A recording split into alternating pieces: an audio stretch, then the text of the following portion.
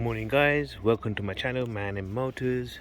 Today I've got a BMW 5 Series F10 2012 520 diesel. Got a coolant leak. Sort of coolant leak coming from this pipe over here. Let's zoom in. So this pipe is plastic and it's got a hairline crack right across, so we're going to change that and I'll show you how it's done.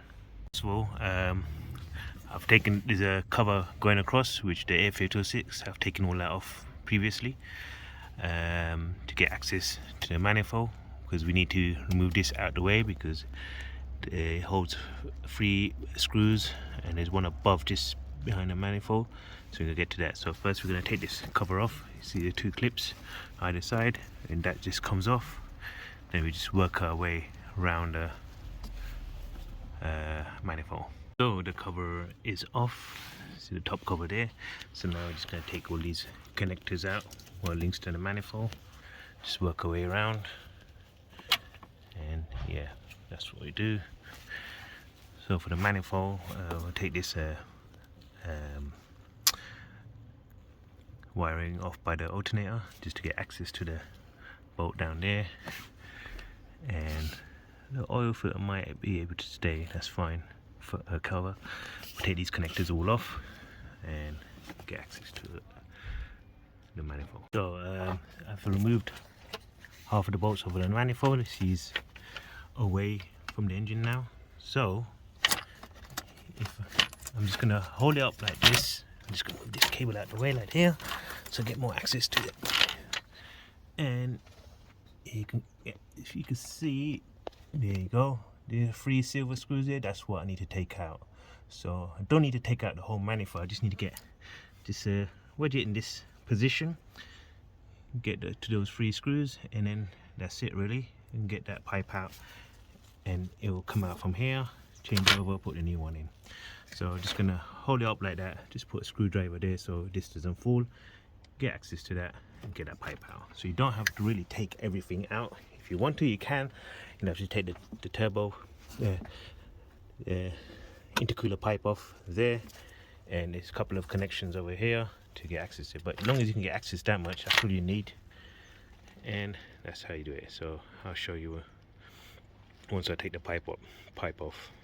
Just leave it with a screwdriver. Just put it there, and get nice access there with a socket.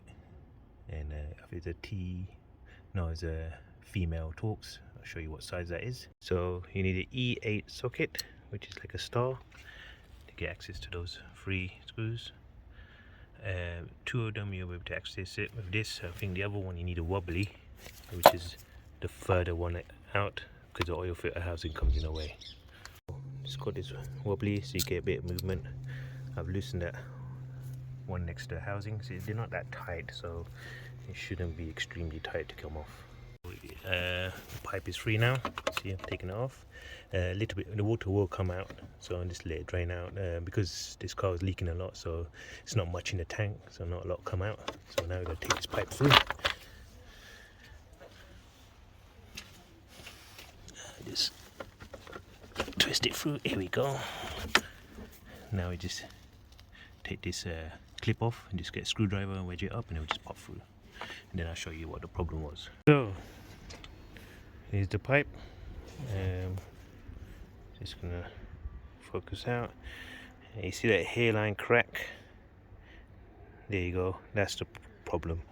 Obviously this car is 2012, so it's 10 years old, and obviously plastic, hot and cold, after it just deteriorates and then it cracks. So that was the culprit. That was losing cooling very quick, because that links to the top of the radiator into the engine block. So there you go, that's what you change. It was a bit stiff to come out from the pipe here on this one, so just sprayed a bit of a WD-40 and just wiggle it, and this obviously keeps coming. Make sure you don't lose this clip, otherwise you'll get the whole pipe. Now we put it back together. So now it's a matter of just reverse what you've done. I've put the pipe back on the plastic pipe, then fed it through and line up all the screws, which is all in it. I haven't tightened it up, so when you line up, just hold this side and then wiggle it around and get the bolts bolts in manually by hand, then you can screw it up by a screwdriver, ratchet. I've got it only 9, put the main bolts on. That's 1, 2, 3, you got 4, 5, 6, 7. I only hand tightened it first, then I'm going to do the ratchet, putting it back on. Make sure you don't do it with a gun. You don't want to snap or cross thread any bolts going into the head. It's a lot of problems. So let's go on. Then we put on all the connectors and the clips, and then that's it really, and put in the coolant. So all the connectors, everything on, put the cover back on. Mainly this connector and the 2 connectors underneath. Mostly these clips here, just make sure they go back in the right place. Alternator wire goes back in, and that's it. Everything's all intact. Now I'm going to put the coolant in, then put the top cover back in, and then that should be sorted. I don't want to put the cover all back in so I can't see where the original pipe was leaking from. Just make sure it doesn't leak. So the engine's on, it's alright. You see the water, that's a coolant return coming through now, because that was linking to that, so it's returning through. So that's okay now. So I'm just going to let it warm up nicely, top it up as well so there's no air in the system. So another cover here, put on here. Obviously there's a clip missing, so that should hold in place. Put that there. Get another one. There's the air filter cover. So you see those lugs go in here. So we'll just slide that. There. No. Just put this on. And put this on. And I put this in here, and then hook it on there. There you go, that's hooked on. Hook onto these like end. Now we get the air filter on top. That's the air filter. Hooked on. See, clips on. There you go, that's it. Now the top cover. There you go, cover. It's clips on again, and then that's it now. Just warm up the engine, get it up to temperature. Just make sure there's no leaks. The temperature doesn't go up. So I'm just going to leave it running. So the car is up on temperature now, no leaks, everything's all good, and that's it really. Yeah, that's it really. No lights on the dash. Temperature is okay, 90 degrees. It was overheating, and then they were telling you the engine to stop, and that's all good. Give it a little road test.